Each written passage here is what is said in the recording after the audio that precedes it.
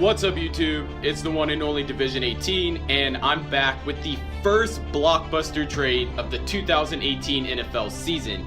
As most of you guys know by now, the Kansas City Chiefs quarterback last season, Alex Smith, has been traded to the Washington Redskins for a third-round pick and cornerback Kendall Fuller. This was by far the most unpredictable trade that I've seen in the past couple of seasons, especially since I've started my YouTube channel. And honestly, when I got the notification on my phone, I was shocked and didn't really know what to think of the trade. So I decided to go to sleep on it before I made a video, and when I woke up, I didn't have any answers. I feel as if that's what all Washington Redskins fans feel right now. Is Alex Smith the answer? It was hard to find the winners and the losers of this trade, honestly, so in this video, we're going to just discuss and try to answer 3 questions that came away from this trade. Can Patrick Mahomes lead the Kansas City Chiefs back to the playoffs? Is Alex Smith the answer for the Washington Redskins? And what's next for quarterback Kirk Cousins?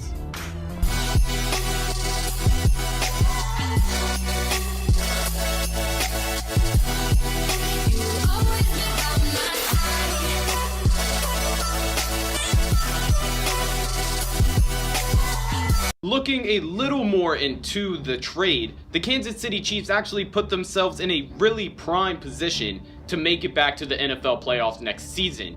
Everyone already knew that Alex Smith was on the trade market, and the fact that now the Kansas City Chiefs can focus 100% and shift gears and focus the offense around Patrick Mahomes this early in the offseason is great, and it shows how much confidence that they have in him.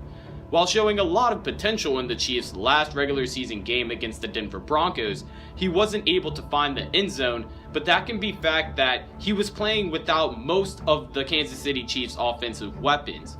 The Kansas City Chiefs traded up also to get Patrick Mahomes in the 2017 NFL Draft, so that just goes back to how much confidence that the Kansas City Chiefs have in their quarterback.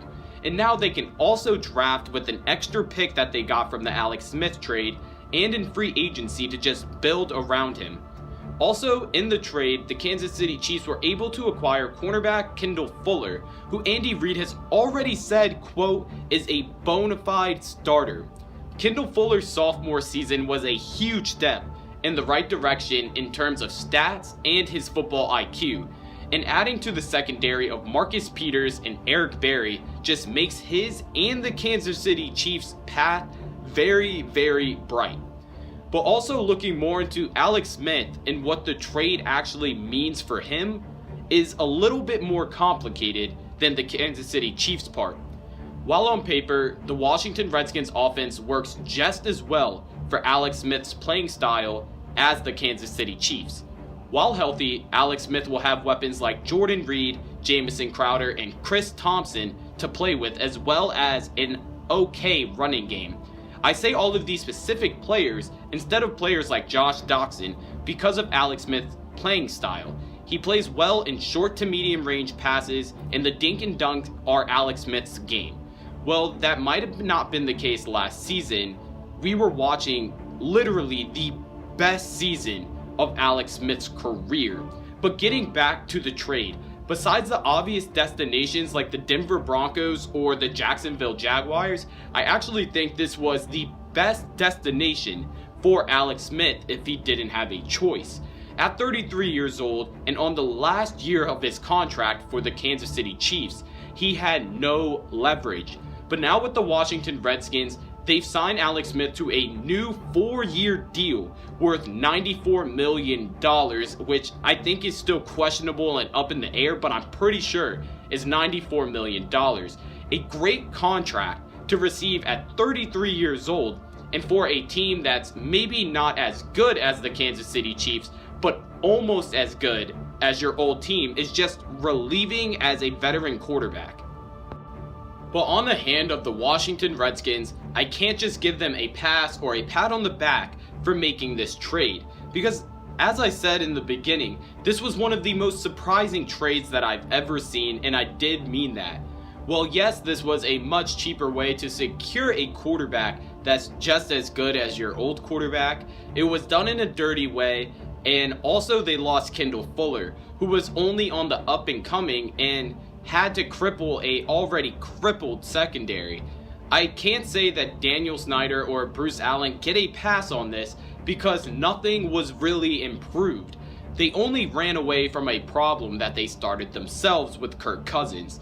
Signing Alex Smith to a 4-year extension no doubt eliminates most of the problems that they had with Kirk Cousins, but as I said, nothing was really improved from this trade, and it's interesting to see how differently the Washington Redskins will try to build around Alex Smith in a way that I guess they couldn't do with Kirk Cousins. But speaking of Kirk Cousins, he is now no doubt the #1 quarterback entering free agency on March 14th, and there will be many teams that need a quarterback of his caliber. No matter what you think, Kirk Cousins is an above average quarterback.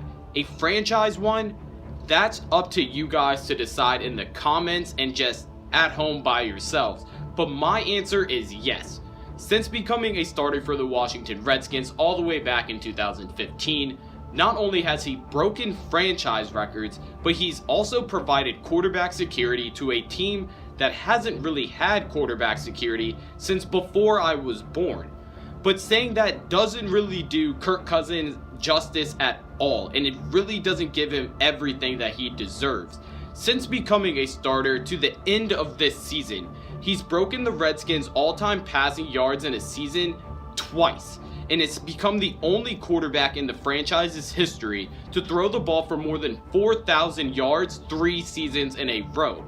But looking even deeper into his 3 years as a starter, he's thrown at least 25 touchdowns in each season, which is well above average, and had just his worst season when it came to interceptions last season, and that was mostly due to the lack of weapons and no protection on the offensive line due to injuries that the Washington Redskins suffered offensively. Kirk Cousins was and is no doubt a quarterback that you can build your team around. But going back to the Redskins front office, they killed themselves by franchise tagging a franchise quarterback twice. But now Kirk Cousins will have his pick of the litter with teams that have a lot of cap space, but not a playoff caliber team like the Cleveland Browns and the New York Jets, or a playoff caliber team with not a lot of cap space like the Denver Broncos and the Jacksonville Jaguars. But nothing can officially start until March 14th. But a lot came out from this trade. A lot of questions and answers that really will not get answered until this time next season. Except for Kirk Cousins, we'll actually get that pretty soon. But is Patrick Mahomes ready to take the sticks and be a quarterback and a leader for a playoff caliber team like the Kansas City Chiefs in a super hard division like the AFC West? Will Alex Smith be able to provide something that Kirk Cousins, in the eyes of the Washington Redskins organization, not the fans, that he couldn't provide? And what's next for Kirk Cousins? I'll most likely make a whole separate video about that, because I can honestly think of at least 7 teams that need Kirk Cousins right now. But if you guys enjoyed this video, then make sure to leave a like and subscribe to the channel for more NFL videos in the road to the Super Bowl and long after that. Make sure to leave your comments down below about the first blockbuster trade of the 2018 NFL season and about the 3 questions that we discussed in the intro and in this outro. But as I said, a lot came from this trade. I don't know who the winners are, I don't know who the losers are, so we decided to discuss it in this video. Other than that, thank you guys for coming to this video. Thank you guys for tuning in. Join the road to 1K subs, and I'm out of here. Peace!